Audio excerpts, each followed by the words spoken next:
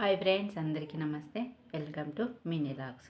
ఈరోజు నేను డిన్నర్లోకి అయితే కందగడ్డ పులుసు చేశాను, పల్లెటూరు స్టైల్. అది ఎలా చేయాలి ఏంటి అనేది ఇప్పుడు మనం ప్రాసెస్లోకి వెళ్ళి తెలుసుకుందాం. నా వీడియో నచ్చితే లైక్ చేయండి, షేర్ చేయండి, అలానే సబ్స్క్రైబ్ చేసుకోండి.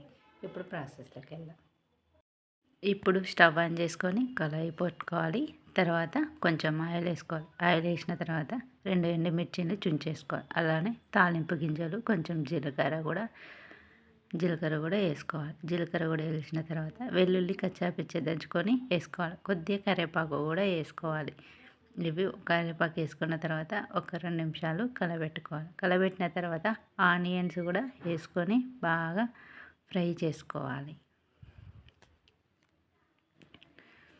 ఈ ఆనియన్స్ కొంచెం ఫ్రై అయిన తర్వాత దీంట్లో కొంచెం లైట్గా సాల్ట్ వేసుకోవాలి. సాల్ట్ వేసుకోవడం వల్ల ఆనియన్స్ అనేది బాగా తొందరగా ఫ్రై అవుతాయి అన్నమాట. ఇవి చూసారు కదా, ఇవి మొత్తం ఇలా బాగా కొద్దిగా ఫ్రై అయిన తర్వాత దీంట్లో కొంచెం పసుపు వేసుకోవాలి. పసుపు వేసుకున్నాక ఒక 2 నిమిషాలు బాగా కలబెట్టుకోవాలి. కలబెట్టిన తర్వాత దీంట్లో కొంచెం అల్లం వెల్లుల్లి పేస్ట్ కూడా వేసుకోవాలి. అల్లం వెల్లుల్లి పేస్ట్ వేసిన తర్వాత బాగా పచ్చి వాసన పోయేదాకా కలుపుకోవాలి.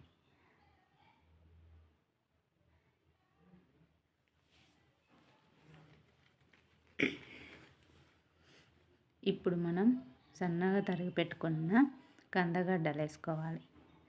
ఇవి రౌండ్గా కట్ చేసుకొని వేసుకోవాలి. నేనైతే ఒక కందగడ్డ మాత్రమే తీసుకున్నాను. ఈ కందగడ్డ మొత్తం ఆయిల్లో మగ్గిన తర్వాత మన స్పైసీని బట్టి కారం వేసుకోవాలి. నేనైతే ఒక 2 స్పూన్ల కారం అయితే వేసుకున్నాను.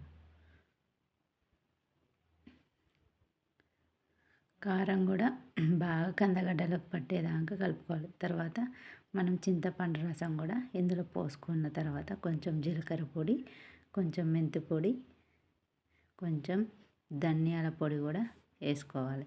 తర్వాత కొంచెం మరిగిన తర్వాత దీంట్లో కొంచెం కొత్తిమీర, కొంచెం పుదీనా కూడా వేసుకొని కలుపుకోవాలి.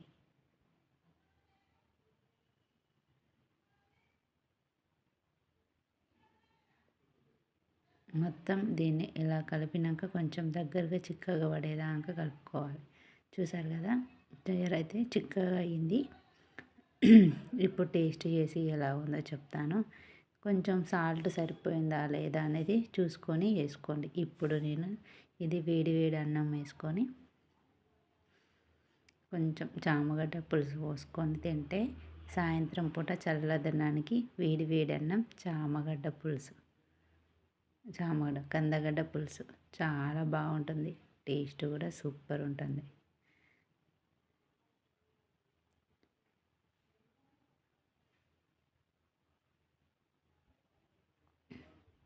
వేడివేడిగా ఉన్నాయి కదా, అన్నం కాలుతుంది, కందగడ్డ పులుసు కాలుతుంది. చూసారు కదా ఎంత బాగుందో, చూస్తుంటేనే నోరు ఊరిపోతుంది.